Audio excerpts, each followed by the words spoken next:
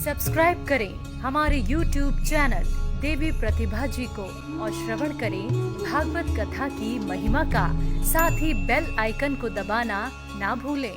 महाराज परीक्षित जी छोटे से उम्र में कम आयु में भारी सत्ता को संभाल रहे हैं। आयु बहुत कम है फिर भी राज्यभार को संभाल रहे हैं। राजा परीक्षित ने इतना सुंदर राज्य किया, इतना सुंदर शासन किया। राजा परीक्षित देखते थे हमारे राज्य में कोई परेशान तो नहीं, कोई दुखी तो नहीं। राजा परीक्षित ने बड़े सुंदर राज्य चलाया। और एक दिन राजा परीक्षित घूमने निकले तो उन्होंने देखा, पहले तो चारों ओर पूर्वजों की प्रशंसा सुनते थे, लेकिन एक दिन उस राज्य में गौ माता रो रही है, बैल के चरण कटा हुआ है। राजा को जिज्ञासा हुआ ये क्या है, मेरे राज्य में गौ माता का अपमान हो रहा है। परीक्षित पास गए, जाकर के पूछा कि यह हालत किसने किया, यह अवस्था कैसे हुआ।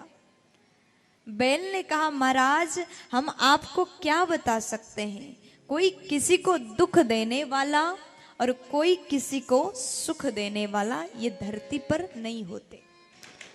देखो व्यक्ति अगर परेशान रहता है तो अपने कर्म से रहता है, व्यक्ति अगर सुखी रहता है, खुश रहता है तो अपने कर्मों से रहता है। आपके सुख और दुख के चाबी जो है आप ही के स्वयं के हाथ में है। आप जैसा कर्म करोगे वैसा ही फल पाओगे और कर्मों के हिसाब से सुख और दुख हमें प्राप्त होता है। राजा परीक्षित ने पूछा बताइए ना किसने किया। धर्म रूपी बैल कह रहे हैं महाराज हम अपने कर्म से ये सब भोग रहे हैं। राजा को समझ में आए ये कोई साधारण बैल नहीं हो सकता, पहचान लिए ये साधारण बैल नहीं साक्षात धर्म है। धर्म के चरण कटा हुआ, जैसे भगवान गए तुरंत कलियुग आया महाराज, उसके बाद में कली के आते ही धर्म के चरण तो कट ही रहा है। सत्य, दया, दान, पवित्रता ये चार धर्म के चरण हैं। और कलयुग में देखो लोग सत्य नहीं बोलते, दान नहीं करते, मन में दया नहीं है, पवित्रता नहीं है। यही धर्म के चरण है और यही सब ना होने पर धर्म के चरण कट रहा है। ये चार धर्म के स्तंभ है, इसलिए हमें बचाना होगा। धर्म का रक्षा करने के लिए हमें ये चार नियम का पालन करना होगा।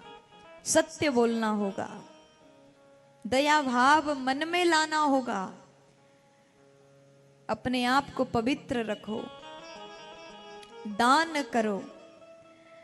अगर हम धर्म की रक्षा करते हैं तो धर्म हमारा रक्षा करता है। धर्मो रक्षति रक्षितः। इसलिए भागवत सुनकर के केवल छोड़ना मत, हमें अपने कर्तव्य भी हमें जानना चाहिए, हमें क्या करना चाहिए। हम मनुष्य हैं, भगवान ने शायद इसलिए हमें मानव तन दिया ताकि हम धर्म को बचा सके, धर्म की रक्षा कर सके, इसलिए मनुष्य बना करके भेजा।